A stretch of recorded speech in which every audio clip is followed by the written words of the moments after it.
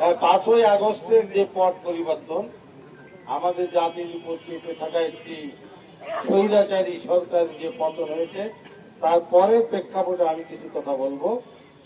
আপনারা এই পট পরিবর্তনের পরে গত 17 বছরের যে অবস্থা, বর্তমান দেশ পরিচালনায় একটি বিশেষ গোষ্ঠী রাষ্ট্রীয় ক্ষমতার অংশীদারিত্বে ব্যক্তি এবং যাদেরকে পদায়ন দেওয়া হচ্ছে নির্বাচনকে উপলক্ষ করে, তারা একটি বিশেষ দলের সমর্থক।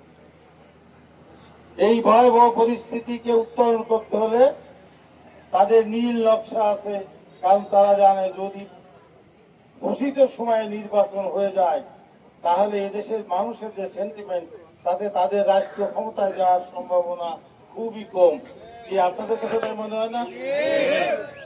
এই আশঙ্কা থেকে তারা এখন ষড়যন্ত্র লিপ্ত, রাষ্ট্রীয় অবকাঠামোতে থেকে যেন তেন ভাবে কোনো বিশেষ অবস্থা সৃষ্টি করে দেশে নির্বাচনকে বানচাল করে একটি বিশৃঙ্খল পরিস্থিতি দেশে সৃষ্টি করা যায় কিনা, এই মানুষে তারা কাজ করছেন।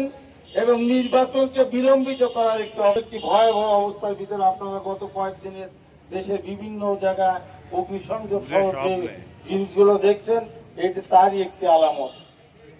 এরকম একটি ষড়যন্ত্রকে যদি উপেক্ষা করতে হয়, তাহলে আমরা যারা বিএনপি করি, বিএনপির সমর্থক নেতা নেতৃত্ব স্থানীয় পর্যায়ে ওয়ার্ড থেকে শুরু করে জেলা পর্যন্ত, আমরা এই ষড়যন্ত্রকে প্রতিহত করতে করে জনাব তারেক রহমান সাহেব এবং বেগম জিয়া ধানের শীষকে যদি নির্দিষ্ট সময়ে নির্বাচনে এই দেশের বাধ্য করে যদি ক্ষমতা নিতে না পারি, তাহলে আমাদের পিঠের চামড়া কারো থাকবে না। নিচের টুক নাইবা বললাম, পিঠের নিচে যেটুক আছে ওইটুক নাইবা বললাম, ওটুকুর চামড়াও থাকবে না।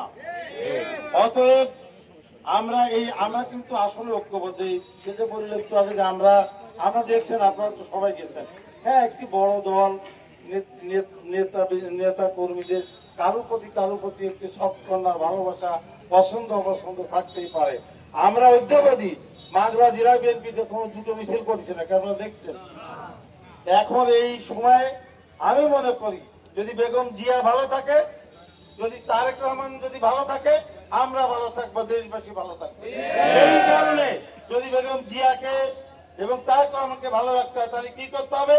আগামী নির্বাচনে সকল প্রকার ভেদাভেদ ভুলে যে ঐক্যবদ্ধভাবে ধানের শীষের প্রার্থী সারা দেশে 300টি আসনে তারেক রহমান সাহেব যাকে দিবেন তার পক্ষে কাজ